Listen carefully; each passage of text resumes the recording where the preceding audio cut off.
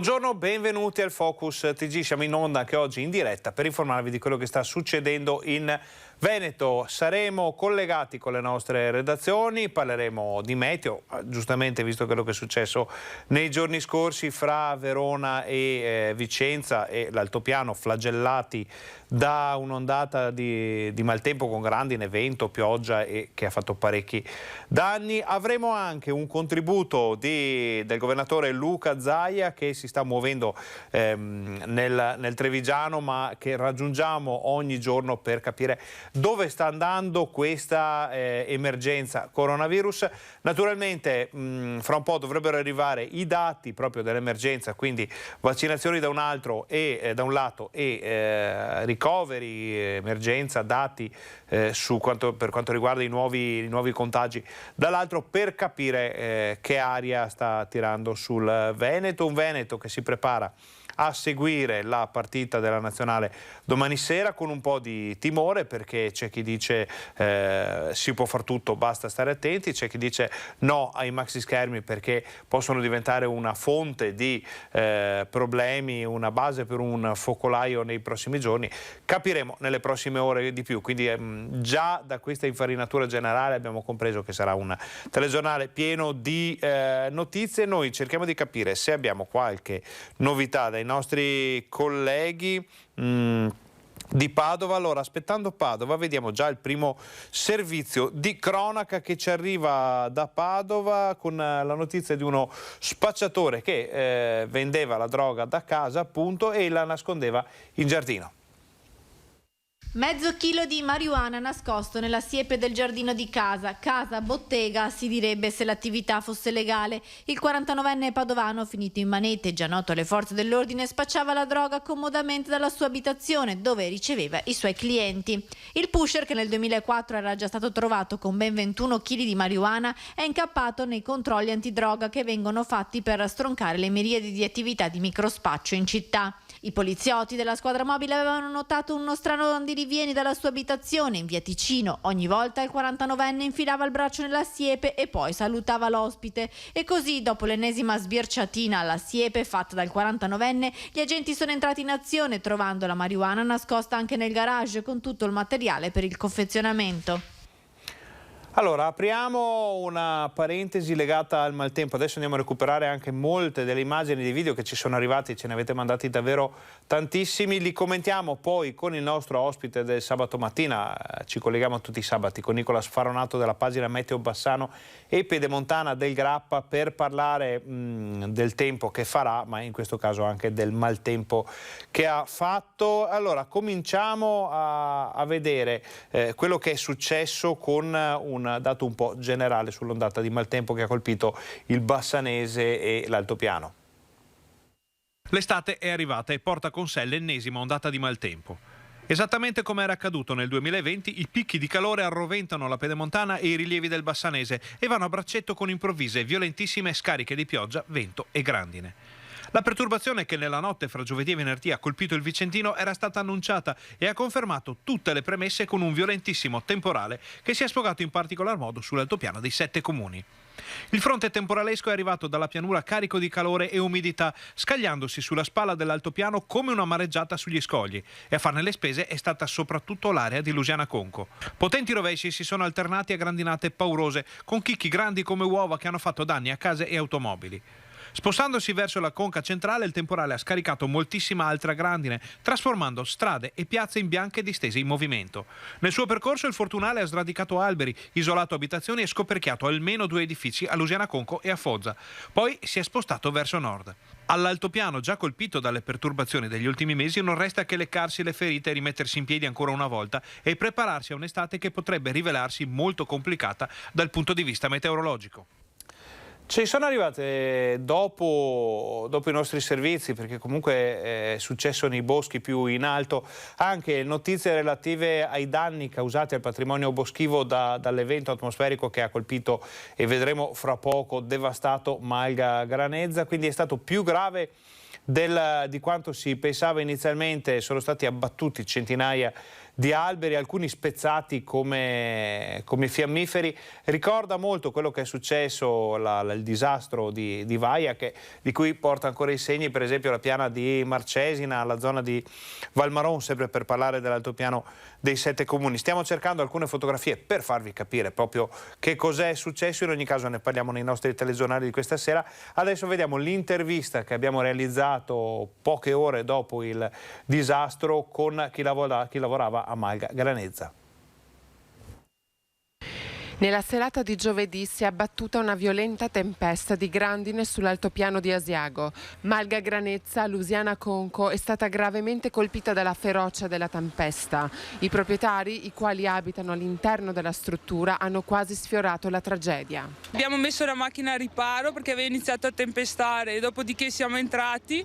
Il cielo sembrava oscurarsi e abbiamo detto ok, andiamo a letto, tanto i telefoni non prendono, televisioni neanche. Siamo andati a letto, a un certo punto abbiamo sentito dei rumori, mio marito si è alzato e ha detto guarda che ci sono i balconi che stanno partendo, c'è il gazebo dove c'è la macchina che non tiene più. In quella io ho sentito la sabbia negli occhi e in bocca e ho detto corri, siamo scesi giù per le scale e là ci siamo accorti che non c'era più niente.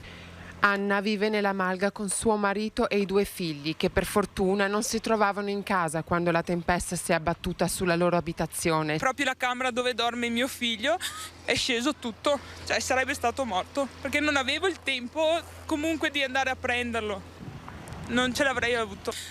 Non capivo cosa stava succedendo, ho detto ecco qua cade tutto, corro e incitavo mio marito a correre anche lui, ho detto ok, ho perso tutto, cosa mi resta? Siamo vivi, ecco.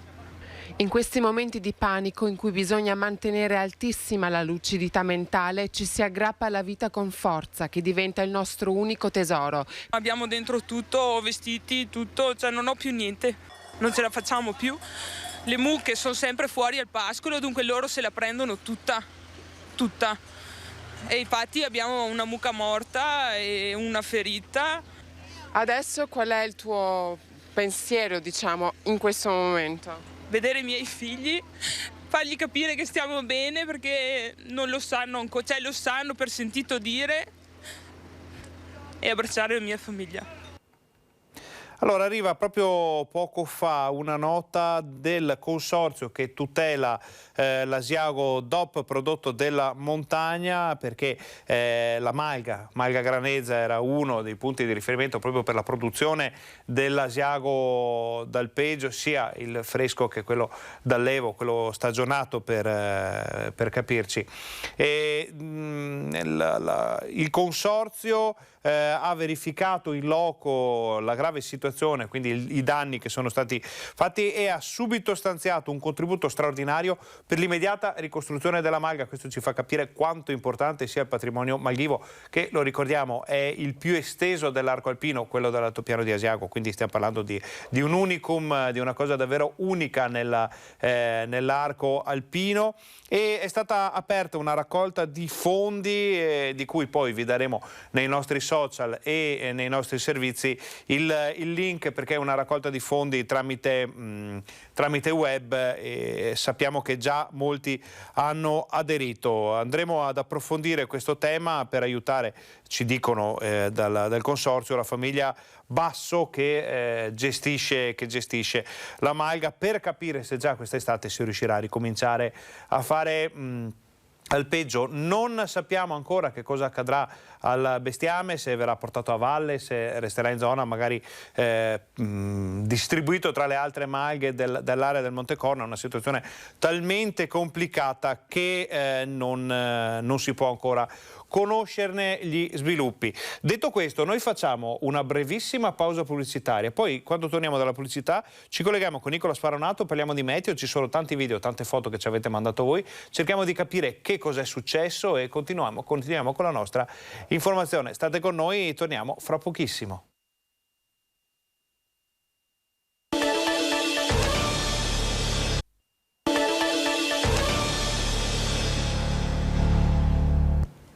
Buongiorno, bentornati al Focus TG, siamo in onda anche oggi per informarvi di quel che succede in Veneto, come sempre in diretta. Prima di andare a sentire Nicola Sfaronato della pagina Meteo Bassano Pedemontana del Grappa, con cui parleremo del disastro che ha colpito il Vicentino e soprattutto l'altopiano dei 7 comuni, abbiamo un collegamento importante e volante con Padova per le ultime notizie dalla città. Valentina Visentin, buongiorno, con Cristian Roque Allende. Noi abbiamo già visto il servizio sullo spacciatore che nascondeva la droga in giardino, quindi abbiamo già dato le prime note di cronaca su Padova.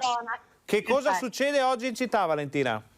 In realtà si rincorrono ancora gli appelli in vista di domani per la finale degli europei. Il tema appunto principale in città è proprio questo. Il comune ha confermato che non farà maxi schermi, quindi vietati i maxi schermi comunali, non ci saranno in Prato della Valle né nelle varie case del centro. Sono consentiti quelli fatti da privati, il più grande è quello che vi abbiamo mostrato anche nei giorni scorsi di Parco della Musica, dove però è stata potenziata la vigilanza privata. Potenziata ovviamente anche i controlli in città per evitare gli assembramenti, ci sarà un grande dispiegamento di forze dell'ordine, soprattutto entrerà in vigore a partire da domenica l'ordinanza firmata dal sindaco che vieta il consumo di alcol per asporto, quindi sarà vietato portarsi in giro e bere bevande alcoliche, questo per evitare episodi di ubriachezza molesta. Quindi grande attenzione, soprattutto l'appello al buonsenso fatto e ripetuto molte volte dal sindaco di Padova ma anche dai tanti medici padovani ai tifosi di usare il buonsenso, di tenere la mascherina. Ci sono particolari situazioni di assembramento. Oggi succede anche dell'altro però a Padova, Valentina, sempre sul tema delle iniziative e delle manifestazioni.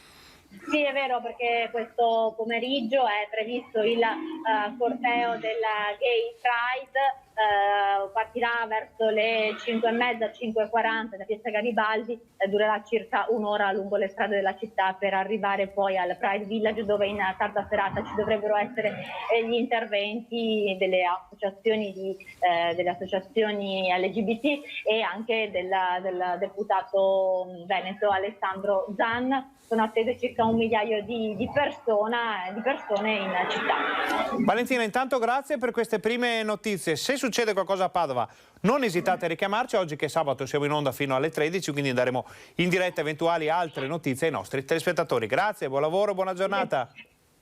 Torniamo in studio, avvertiamo Nicolas Faronato che ci può chiamare in qualsiasi momento per partire con questa parte della nostra informazione che dedichiamo ogni sabato al meteo, momento che oggi ha particolare importanza perché visto quello che è successo nei giorni scorsi, insomma, è giusto parlare di meteo nella speranza che quella dell'altro ieri sia stata solo la prima e ultima ondata di maltempo, ma abbiamo visto, come abbiamo detto nel nostro servizio di poco fa, che quel che è successo, insomma, sembra essere un refrain di quello che abbiamo visto l'anno scorso. Ne parliamo con Nicolas Faronato di Meteo Bassano e Pedemontana del Grappa, che è collegato qui con noi adesso. Nicolas, alle tue spalle c'è un bel cielo blu, vuol dire che la giornata, almeno in Pedemontana, è decisamente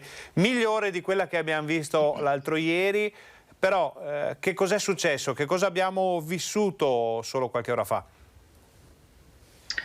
Buongiorno Ferdinando, buongiorno a tutti gli amici di Rete Veneta.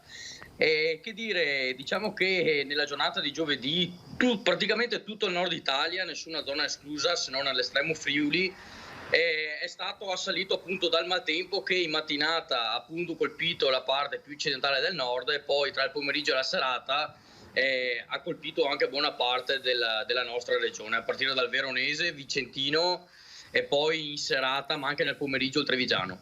I fenomeni, quelli più intensi e corposi, come avete ampiamente spiegato, si sono visti più che altro tra il Veronese e il Vicentino, poi soprattutto nell'altopiano di Asiago, cosa insomma abbastanza inusuale, e tutta quanta la Val Brenta, insomma fino alla zona di Cismon Primolano.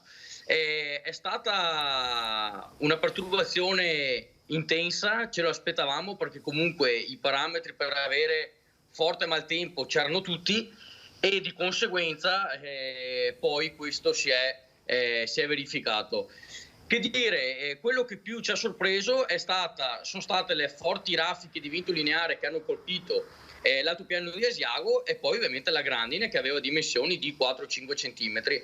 Per chi comunque non ha idea della misura, prendete un uovo di gallina e metteteci vicino un chicco di grandine, scendeva questo dal cielo e anche questo ovviamente ha portato a parecchi danni. Allora, finché ci hai citato proprio i chicchi di grandine, allora ne andiamo a vedere magari uno con le immagini che ci sono arrivate ieri. Alcune ce le hanno mandate i nostri telespettatori, altre ce le avete girate voi di Meteo Bassano e Pedemontana del Grappa. Allora ne vediamo uno qui, uno dei tanti. Lo vedi anche tu, Nicolas? Questo non è una cosa di tutti i giorni vedere un chicco di grandine di queste dimensioni. Sì, esatto, diciamo che i temporali con cui siamo abituati noi solitamente se apportano grandine, comunque i chicchi solitamente non superano appunto l'1-3 centimetri, ecco.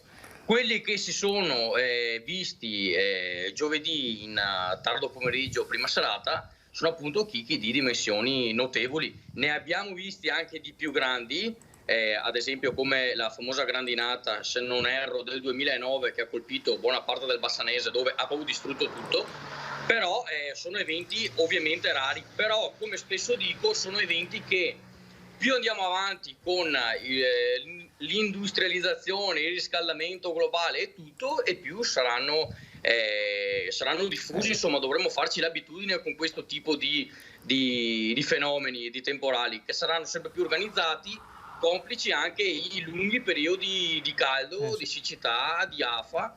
Tutto questo va ad accumularsi e poi al primo spiffero freddo, come è stato appunto tra mercoledì notte e giovedì, questa saccatura ben stretta che dal Nord Atlantico ha attraversato da ovest verso est tutto il Nord Italia ha portato appunto ai fenomeni che abbiamo visto e vissuto purtroppo. Molti, e dico molti, hanno subito danni gravi.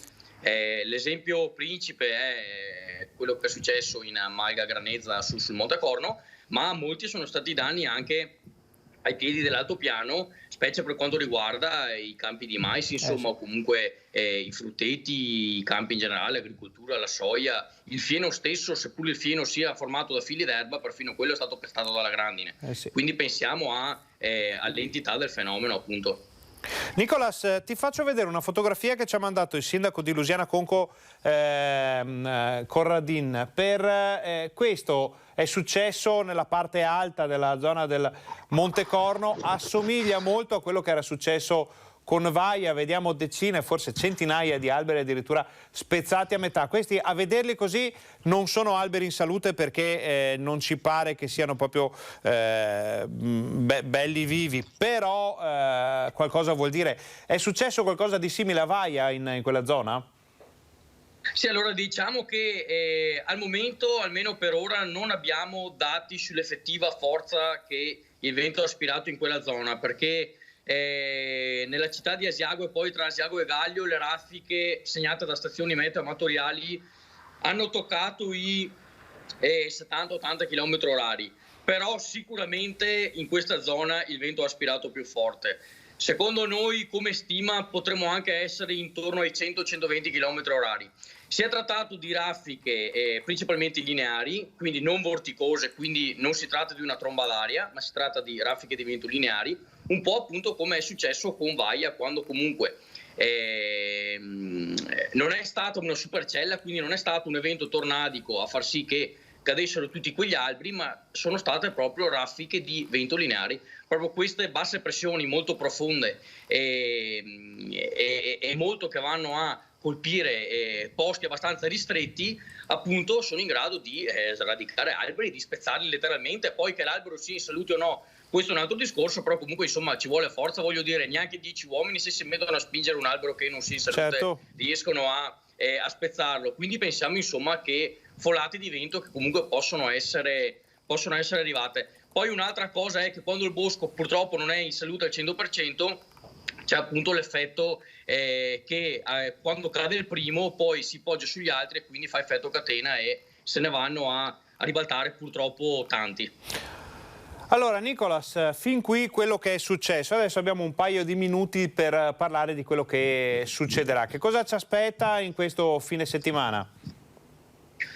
Beh, allora diciamo che il fine settimana passerà, insomma, tutto sommato con leggera variabilità, specie in montagna, però in pianura il tempo dovrebbe perlomeno essere sereno o poco nuvoloso. Avremo qualche nube forse tra stanotte e la primissima mattinata di domani, con forse anche qualche piovasco associato, però sempre più che altro alle zone montuose e prealpine, forse qualche sconfinamento in pedemontana, però parliamo di rovesci o eventualmente isolati temporali molto veloci. E poi domenica comunque sarà l'insegna sempre delle ampie schiarite e nel pomeriggio sempre la consueta variabilità pomeridiana sui monti, in attesa però di un lunedì caldo e anche abbastanza afoso e poi un martedì dove appunto dovremo avere un nuovo cambiamento del tempo con ancora dei rovesci temporali associati che potrebbero essere anche in questo caso di forte intensità, perché appunto c'è questa saccatura abbastanza profonda che dal nord Europa arriva appunto a lambire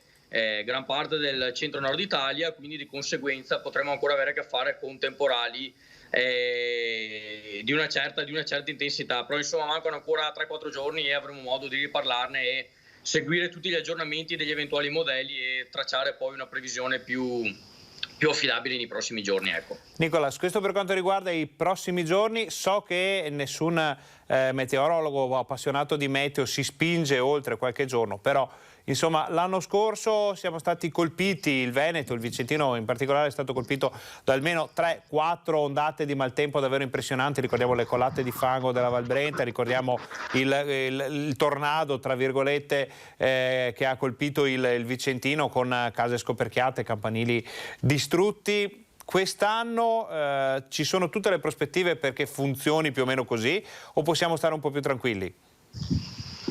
Ma guarda, come dicevo prima, se ad esempio facesse che un paio di volte a settimana arrivasse questa instabilità e comunque portasse a dei temporali e quindi a temperature più fresche, che comunque sarebbero temperature in media per quanto riguarda la nostra pianura e la nostra zona pedemontana, sarebbe tra virgolette una fortuna, perché comunque manterrebbero comunque un tasso di umidità e una temperatura dell'aria non a livelli elevati come ad esempio abbiamo avuto mercoledì o giovedì scorso.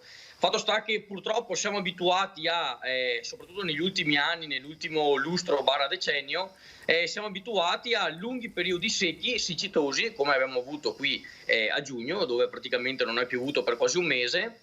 E poi inevitabilmente quando arriva l'aria più fresca che si scontra con l'aria calda e umida preesistente, è chiaro che i disastri, passatemi il termine, sono più probabili. Poi che accadano a Bassano, che accadano a Marostica o a Vicenza, quello è un altro discorso, però se non è di qua è di là che comunque da qualche parte o la grandinata o le forti raffiche di vento o in casi estremi la tromba d'aria possono verificarsi sul nostro territorio. Un appunto volevo fare, che l'avevo già fatto, non ricordo se l'estate scorsa o quando, è che comunque la regione Veneto è una delle regioni più tornadiche di tutta l'Italia, quindi insomma la nostra regione nei tempi moderni, ma probabilmente anche negli anni addietro, è una delle regioni con la più alta probabilità comunque di trombe d'aria o tornadi, insomma, che sono sinonimi tra l'altro. E quindi aspettiamoci, oddio, non disgrazie chiaramente, però è chiaro che con questo tipo di clima, questo tipo di cambiamento, sono fenomeni con cui dovremo farne sempre più l'abitudine. Ecco. E purtroppo la storia, la cronaca ce lo insegna, abbiamo visto tante volte nel corso degli ultimi decenni il Veneto colpito da eventi atmosferici importantissimi. Nicolas, allora noi ti salutiamo, ti ringraziamo per questo collegamento come sempre molto molto completo. Ti chiediamo una cosa prima di andare via, perché domani è una giornata importante per tutti quanti, un pronostico per domani sera, visto che insomma dal meteo al calcio non c'è molta strada. Ma guarda, io ho la mia idea, ma mi astengo per non creare poi casotti futuri, quindi mi astengo. Comunque Forza Italia, ovviamente, Forza gli Azzurri, e chissà che darghe 4 pappine a sti inglesi, insomma, ecco. Allora, naturalmente le 4 pappine sono calcistiche, sportive, esclusivamente sul campo. Sarà una serata divertente. Ci sentiamo la settimana prossima con Nicolas Faronato. Grazie per questo collegamento, buon lavoro. Buongiorno a tutti e buon weekend. Allora, con l'augurio di rifilare 4 papine, ovvero 4 gol, sempre con la scaramanzia, tutta la scaramanzia del caso, nella finale degli europei all'Inghilterra, noi lanciamo la pubblicità, facciamo una brevissima pausa, state con noi, torniamo fra pochissimo.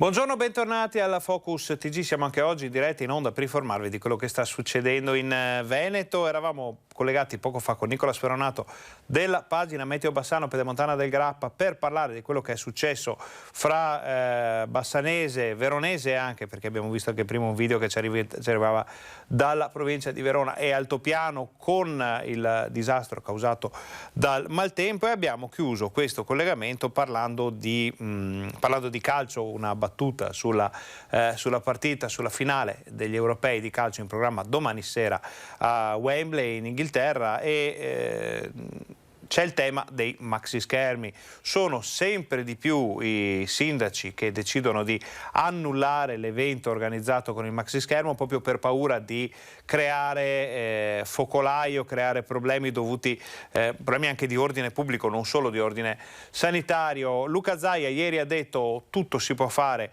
con il rispetto delle norme, quindi con il distanziamento, con le mascherine. Ovviamente il problema è che poi durante una partita di calcio ci si scalda un po' e quindi le regole e le attenzioni possono scadere. Proprio per questo motivo arrivano tanti no ai maxi schermi.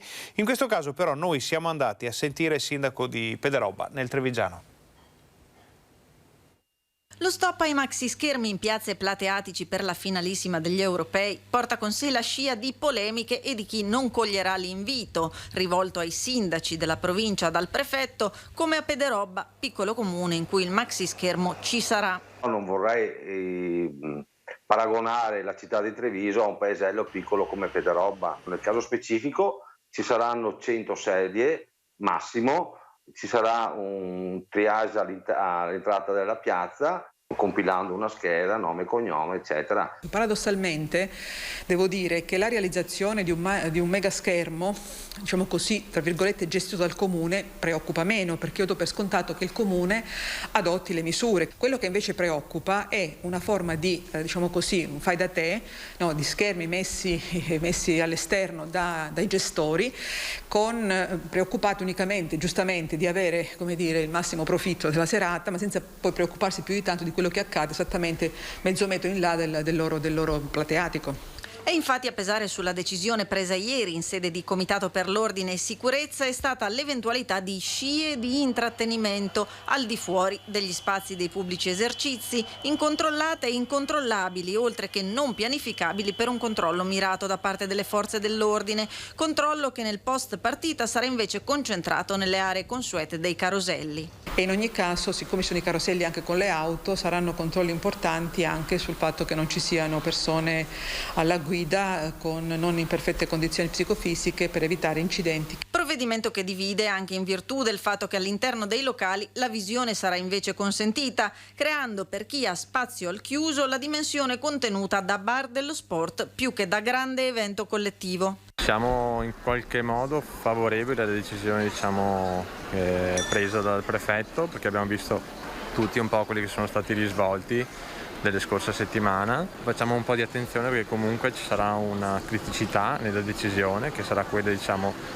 di rendere possibile comunque il dopo partita, quindi ci sarà sicuramente un assembramento inevitabile, e quindi su questo siamo un pelino più critici, nel senso che andava gestita un pelino meglio e andavano sempre favorite le situazioni molto organizzate e molto controllate. Andiamo a Padova perché il tema tiene banco anche nella città di Padova e si è deciso di annullare l'evento con il maxi schermo in Prato della Valle, e c'è anche un'ordinanza molto importante che riguarda la vendita di alcolici. Ecco il servizio. Solo maxi schermi installati su iniziativa di privati come questo pronto al Parco della Musica, nessuna fibrillazione di gruppo in Prato della Valle come da tradizione. La pandemia e l'emergenza sanitaria raccomandano ai tifosi la massima prudenza. Il vertice in prefettura rilancia per l'ennesima volta indicazioni di buon senso. Gioire e soffrire insieme sì, ma rispettando le regole del distanziamento, l'uso della mascherina anche all'aperto quando è necessario, e ben lo sappiamo. A queste si aggiungerà un'ordinanza sindacale che il Comune di Padova ha pronta, che dispone divieto di vendita di alcolici e bevande in contenitori di vetro o lattina per evitare che la festa si trasformi in un dramma collettivo. Per tutta la durata dell'evento sarà potenziata la presenza delle forze dell'ordine con l'impiego di aliquote straordinarie di pronto intervento in caso di necessità. Questo era il servizio della nostra redazione padovana per quanto riguarda quel che accadrà nel fine settimana, domani sera in città. Sono, dicevamo, tantissimi comuni che stanno decidendo di annullare quello che avevano organizzato. Questo rischia di portare poi delle ricadute invece su eventuali maxi schermi ridotti, sempre maxi perché comunque parliamo di schermi importanti, ma ridotti fuori dai locali, dai bar, con possibilità, rischio di assembramenti. Insomma, un tema molto delicato, molto complicato, che arriva in una fase altrettanto delicata dell'emergenza coronavirus. Il timore di ritrovarsi con dei dati complicati fra qualche giorno c'è anche da parte delle autorità. Il consiglio che ci fanno sindaci, assessori, che anche Luca Zaia, è quello dell'uso delle mascherine più possibile. All'aperto non si usano certo, ma se ci si trova con una marea di gente a vedere una partita si infila la mascherina, igienizzazione delle mani, attenzione agli assembramenti e occhio anche a quello scioglimento, possiamo dire, delle riserve nei comportamenti che può arrivare quando si guarda una partita di calcio, si beve un bicchiere di birra, insomma può succedere, cerchiamo di evitarlo. Questo è un consiglio che arriva davvero da tutte le istituzioni. Adesso noi con la regia di Fabio Verin facciamo una brevissima pausa pubblicitaria, torniamo fra pochissimo, state con noi perché c'è ancora tanto da vedere.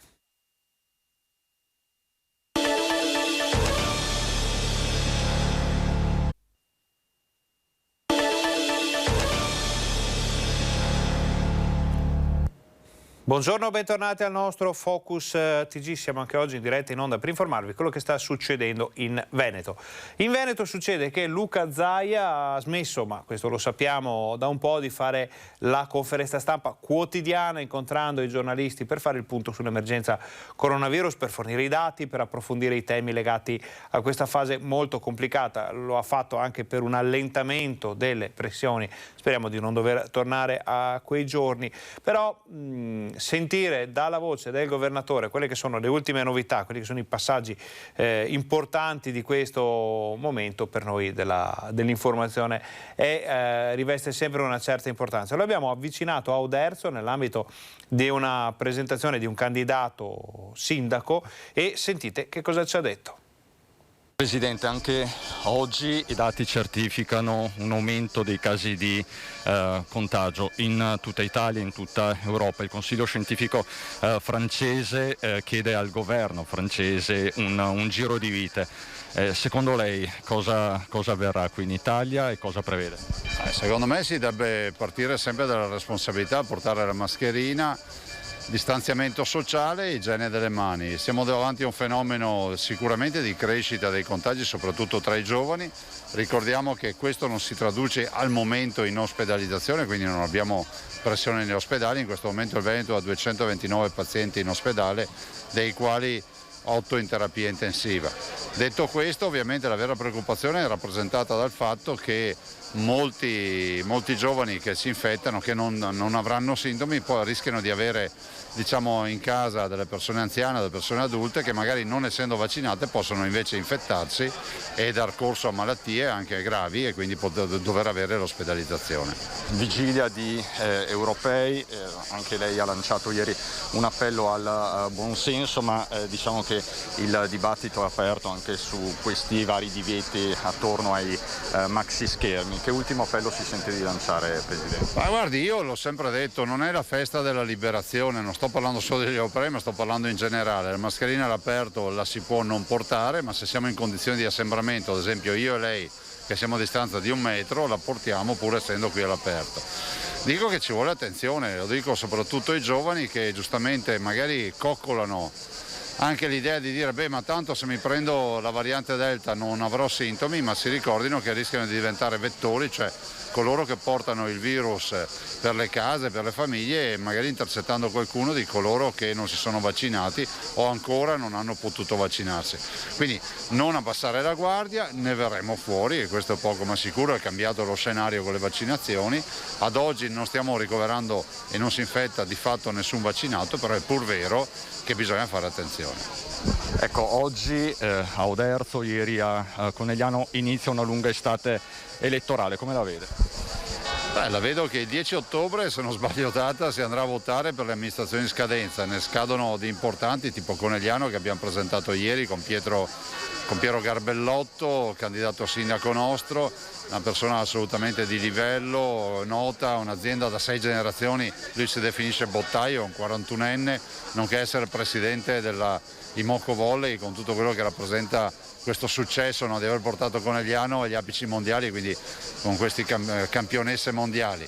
Dall'altro ovviamente Maria Scardellato, detta Muli, è la nostra sindaca uscente di ovviamente Oderzo, che si ricandida con una nuova squadra, con progetti, e penso che anche qui la riconferma sia assolutamente il fatto sul quale noi investiamo. Io sono qui oggi per chiedere ovviamente un aiuto ai cittadini nel rispetto di tutti, ma con dei progetti che insomma sono noti e che vogliamo portare avanti. Ci sono delle divisioni all'interno del centrodestra, Conegliano anche qui a Oderzo? Ma io non ho ricordi nella mia memoria di aver visto un momento nel quale non ci siano divisioni. La verità è che poi i cittadini, che sono gli unici attori protagonisti delle campagne elettorali, sceglieranno il sindaco che più, diciamo, rispecchia le caratteristiche del sindaco ideale, che dà risposta ai bisogni. Quindi direi che, a parte le divisioni che sono ormai fisiologiche, alla fine sono i candidati sindaco che dovranno essere in grado di dimostrare di rappresentare appieno i territori. Gli occhi del mondo su Venezia per il G20, e domani c'è anche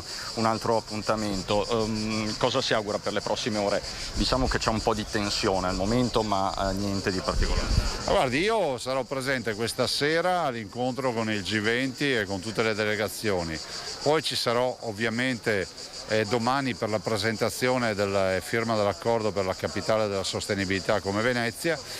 Io spero che si possano garantire le manifestazioni, e ricordo che Venezia non è stata chiusa, non è stata identificata come una città off limits, ma vive la sua vita di città turistica, di città, diciamo, con i suoi abitanti. Dall'altro ovviamente chi vuole manifestare è giusto che lo possa fare, lo deve fare civilmente nel rispetto della libertà altrui. La linea della Global Minimum Tax è la linea giusta? Ma guardi, io non le so dire quale sia la linea giusta, so che comunque i grandi del mondo devono trovarsi attorno a un tavolo e decidere strategie che siano internazionali, questo è poco ma sicuro.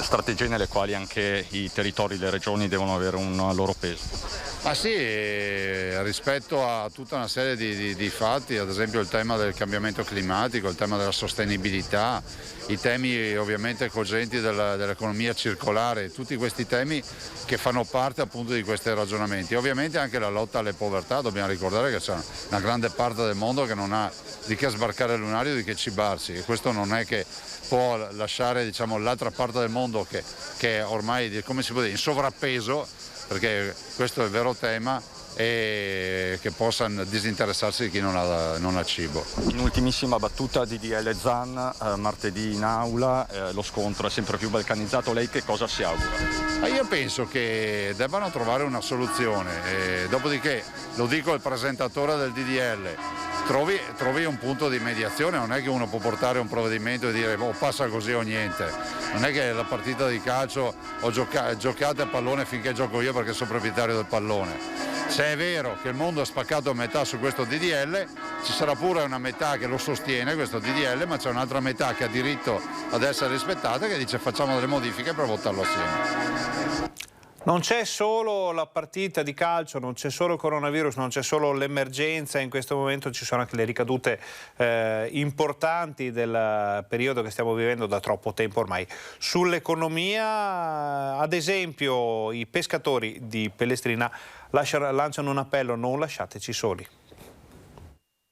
La pesca è un settore strategico per l'economia di Venezia e come tale deve essere tutelato. Nuovo appello del delegato del sindaco Alessandro Scarpa Marta. Il settore ha sofferto molto a causa del Covid e ora occorrono aiuti importanti e concreti per un vero rilancio. Alla pesca è legata la sopravvivenza di migliaia di famiglie tra Pellestrina, San Pietro in Volta, Burano e le altre isole della laguna. Bisogna intervenire urgentemente al più presto per quanto riguarda la seria problematica della pesca a Pellestrina e San Pietro in Volta. Ci sono migliaia di famiglie che lavorano ai pescatori, più l'indotto che ci gira attorno, e bisogna al più presto trovare delle soluzioni, sia per la pesca di mare che per la pesca di laguna. Ricordo tra l'altro che i pescatori sono i primi a rispettare l'ambiente, a rispettare le regole. Infatti in questo periodo ci sono 5 mesi di fermo biologico. Serve perciò il sostegno nazionale. Quindi gli enti competenti devono riunirsi per dare una risposta al più presto, sia per quanto riguarda la pesca in laguna di Venezia, quindi la vongola verace e altri tipi di pesca, la pesca di mare. Andrebbe inoltre valorizzata di più tutta la produzione a chilometro zero. La pesca sia finalizzata per le famiglie dei pescatori di Pellestrina e San Pietro in Volta e quelli della nostra laguna, delle nostre isole, Burano, anche per avere più sicurezza, più controllo a chilometro zero del nostro prodotto, un prodotto di qualità. È inutile andare a comprare in altri posti o all'estero. Vogliamo appunto il prodotto di qualità, sano e genuino della nostra laguna, quindi che sia una pesca concentrata, appunto, dare posti di lavoro ai nostri cittadini di Pellestrina, San Pietro in Volta e delle nostre isole. L'allarme arriva naturalmente per motivi molto diversi anche dai vigili del fuoco che dicono siamo sotto organico. Vigili del fuoco di Vicenza, è emergenza organico, a lanciare l'allarme il sindacato di categoria. La questione, a dire il vero, è annosa. Già nel 2019 il comando vicentino con i suoi 5 distaccamenti contava una carenza di personale di circa 36 unità ed oggi la situazione è peggiorata. Quest'anno ci stiamo attestando superiore alle 50 unità, in particolare per le qualifiche tipo capo squadra o capo reparto, che sono coloro che coordinano le squadre all'esterno. Quindi venendo a mancare questa figura prioritaria ci trova un po' in difficoltà anche a fare il servizio quotidiano.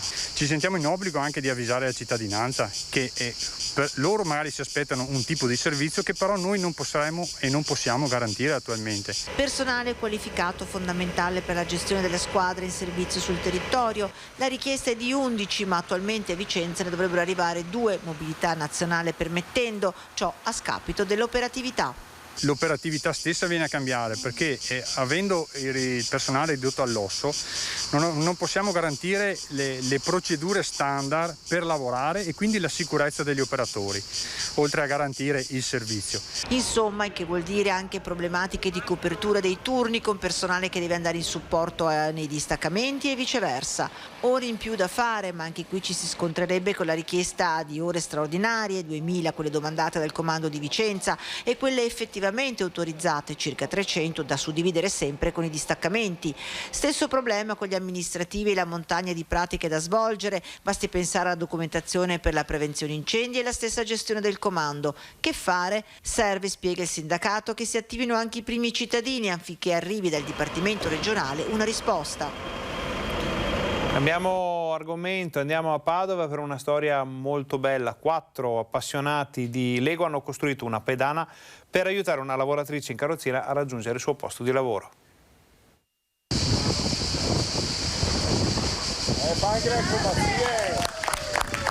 La gioia di Carmen di scendere dal marciapiede senza difficoltà, la gioia di Enrico, Ludovico, Enrico e Nicolò di aver contribuito divertendosi e riciclando del materiale che sarebbe stato buttato ad abbattere le barriere architettoniche.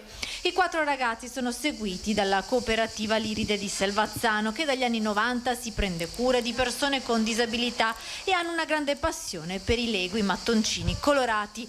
I 4 abili costruttori attraverso il web hanno saputo dell'esistenza l'esistenza di queste rampe di Lego e si sono impegnati per realizzarne una. In 5 mesi ecco il risultato che è stato messo a disposizione di Carmen, una lavoratrice padovana dipendente della cooperativa Triveneta, costretta sulla sedia a rotelle dopo un incidente. Per i ragazzi è stata una grande soddisfazione poter posizionare la pedana di persona.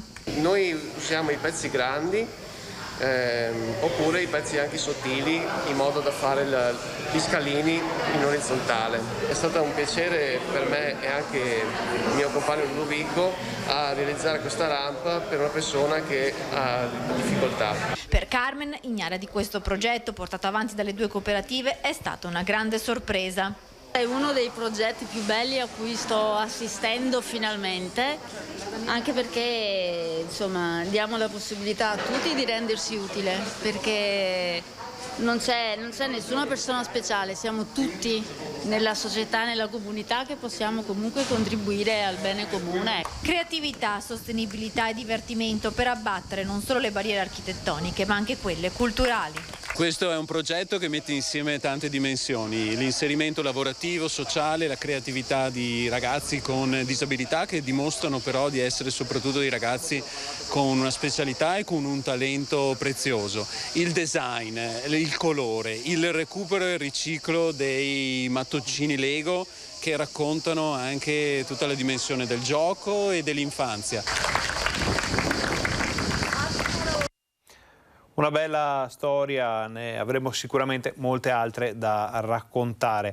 Adesso cambiamo ancora argomento, parliamo di sindaci, perché sono sempre di più i sindaci, i primi cittadini che chiedono al governo che si trovi un equilibrio fra quelle che sono le responsabilità e quelli che sono i loro doveri. Sono tanti i problemi cui sono sottoposti i sindaci in questo periodo, anche quelli che partecipano alle nostre linee dirette, alle interviste, alle nostre trasmissioni ci dicono siamo veramente in difficoltà. Da oggi i sindaci hanno una nuova sponda.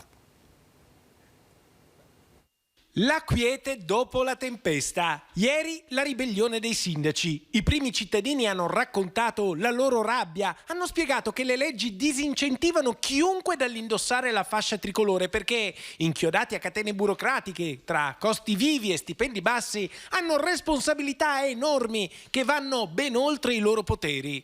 Ieri avevamo dato voce ai sindaci. Oggi, forse ripensando al servizio di Rete Veneta, un signore cammina in via Zamenhof a Vicenza. Attenzione, stava per cadere. Dove c'è un cittadino che inciampa in un problema, in suo aiuto arriva Rete Veneta. Chi c'è dietro agli occhiali da sole? Ma è lui, il consigliere regionale Gio Formaggio. Era per farvi capire cosa rischia un sindaco quando un cittadino magari trova una buca o magari una maloria sulla strada, inciampa, denuncia il comune e un sindaco deve rispondere. Allora, è vero che i sindaci devono tenere perfettamente i loro territori, però con le casse che abbiamo, anzi ho fatto il sindaco tanti anni, non è sempre possibile tenere a pennello il proprio comune. Quindi può capitare che ci sia qualche buca, qualche problema non segnalato, magari con i temporali, con qualcosa. E non mi sembra giusto che un sindaco debba pagare di tasca sua, perché se non ha un'assicurazione paga di tasca sua i danni che ha. Dopo ci lamentiamo che non ci sono persone, non ci sono giovani che si affiancano e si affacciano alla politica. Uno, per fare il sindaco oggi, con le leggi che ci sono in Italia, possiamo pure dirlo a Rete Veneta, è un pazzo, perché non sa a cosa va incontro. Deve rispondere in prima persona per tantissime cose. I sindaci rischiano per tantissime cose e proprio per questo c'è una carenza di vocazioni politiche, soprattutto nei piccoli paesi. Però rischiamo veramente che ci siano piccoli comuni dove nessuno va a fare il sindaco. Quindi fare il sindaco della propria comunità è il mestiere più bello del mondo, però dobbiamo cambiare qualcosa, non possiamo rischiare di tasca propria per cose su cui non abbiamo colpa e non possiamo intervenire. Questo è un appello da parte del consigliere Gio Formaggio, naturalmente su istanza di tantissimi sindaci. La situazione, almeno a sentire quello che ci raccontano i primi cittadini, è davvero complicata. Questo è un altro tema di cui le nostre redazioni, i nostri telegiornali si occupano praticamente quotidianamente, raccogliendo i problemi del territorio, quindi non solo quelli dei cittadini ma anche quelli di chi governa e portandoli all'attenzione di chi può poi far cambiare le cose. La nostra informazione è anche informazione di servizio, è anche informazione di aiuto. Detto questo, noi vi ringraziamo per essere stati con noi, ringraziamo Fabio Verin per la regia e vi diamo appuntamento per l'approfondimento di tutto quello che abbiamo visto finora, per tutte le notizie che arriveranno poi nel corso della giornata ai nostri telegiornali TG Bassano e TG Vicenza di questa sera. State con noi, buona giornata.